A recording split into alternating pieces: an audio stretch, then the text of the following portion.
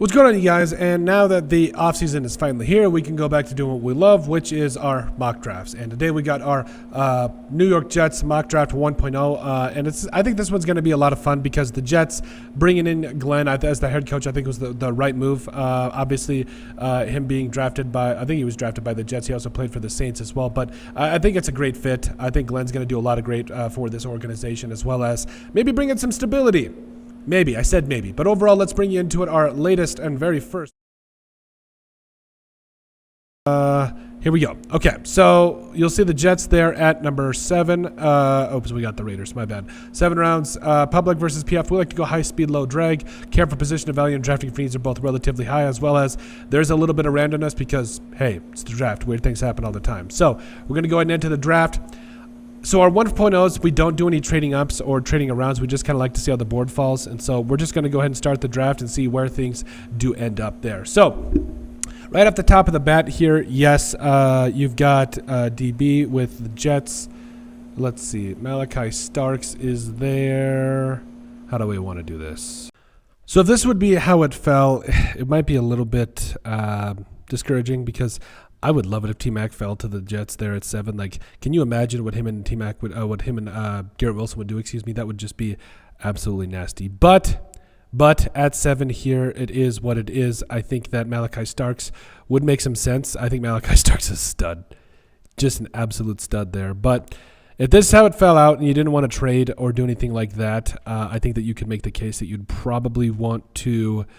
I think you go Starks here. Like, I don't think corner is somewhat of a need, but I think you got to go Starks because all of the other guys went, and so I think you go Malachi Starks here. So you got safety taken care of, and now you're into the second round at 42, and this is where things get interesting. So Jackson Dart here, I have to do it. I think Jackson Dart has been linked to the Jets a lot, and it is what it is at this point. But Jackson Dart, wherever he goes, I'm actually really excited for his future. I think he's going to do some really good stuff.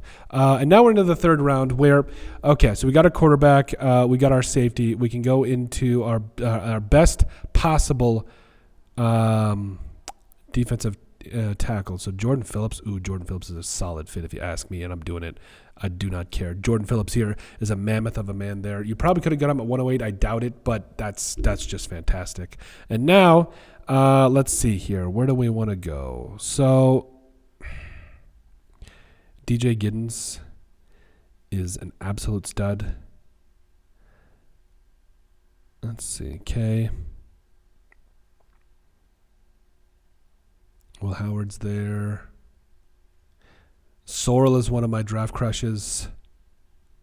Ferguson at 108. I think would make some sense. Some backup tight end help would make a little bit of sense, but I got to see if there's anybody else that's better. Riley Leonard, Sorrell.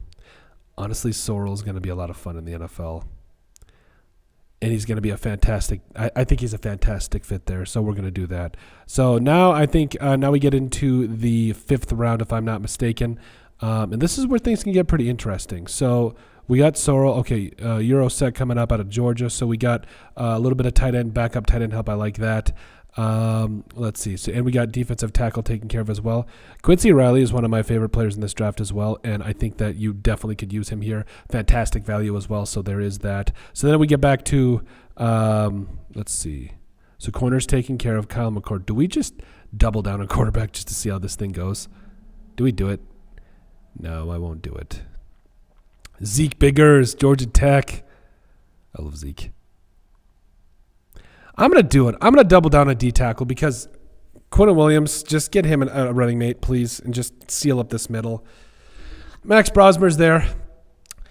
Do I just double down on it? Like, he's a young Minnesota kid. Why not? Let's do it. We're doubling down on quarterback. We're doing what the Patriots always did, just bring in competition. Dart might have a little bit of competition, but who cares? Yeah, I think that's the best move here. So now we're into the going through our mock draft and everything. Maybe. So at the top there, Malachi Starks, they gave us an A for that. So love you guys. Thank you for that. Jackson Dart, everybody has him going like in the 4th round of PFF. They just don't want to give him the love, which, like I said, he's definitely going to go in that realm of things. So Malachi Starks is going to be good there. Jordan Phillips, we probably could have gone at wide receiver too. Maybe that's where I should have gone with some of this. Jordan Phillips there, though. Him and Quinn Williams are just going to absolutely tear it up on the inside. Baron Sorrell coming up out of Tejas. fantastic upside. I think that honestly he could be a very, very big piece to this Jets pass rush for a long time. Benjamin Urosek coming up out of Georgia, I think is going to be a solid get here. I think just from a quality time perspective, maybe could develop into a starter. We'll see. Quincy Riley here in the 5th round, fantastic value, doubling down on corner, or at least, doubling down on the secondary, getting a little bit of help there. Zeke Biggers is a stud. I love me some Zeke Biggers. Like, if Jordan Phillips doesn't pan out, Zeke Biggers will. That's how confident I am in these two defensive tackles. Just mountains of men right in the middle of it all, and you just love it. And then finally, Max Brosmer there. Fantastic value. I think that he could be a guy that goes anywhere from the 4th or 5th rounds, and getting him into 6, I think is a really good fit here. But like we said, this is our very first Jets mock draft. We don't do any trading with this one, and we just really like to see where things do fall. So like we said, I think things ended up pretty good. But let us know what you guys think. How did our very first Jets mock draft end up? Make sure you guys like, comment, and subscribe down below, and we'll see you on the next video.